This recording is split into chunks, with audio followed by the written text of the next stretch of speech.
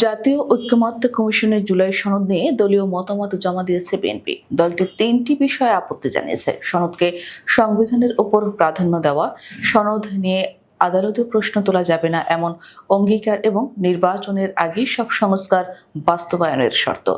বিএনপির স্থায়ী কমিটির সদস্য সালাউদ্দিন আহমেদ বলেছেন, জুলাই সনদ রাজনৈতিক সমঝোতার দলিল, এটি সংবিধানের উপরে থাকতে পারে না। তিনি মনে করেন, আদালতে প্রশ্ন তোলার পথ বন্ধ করা হলে নাগরিক অধিকার ক্ষুণ্ণ হবে। এর আগে কমিশন ৩০টি রাজনৈতিক দলকে সনদের খসড়া প্রদান করে। AB party, Khelafat Majlis, NDM, Gano Front, আমজনতার দল সহ কয়েকটি দল মতামত দিলেও জামায়াত, এনসিপি, ইসলামী আন্দোলন সহ ২৬টি দল এখনো মতামত জমা দেয়নি। তাদের জন্য সময় বাড়ানো হয়েছে শুক্রবার পর্যন্ত।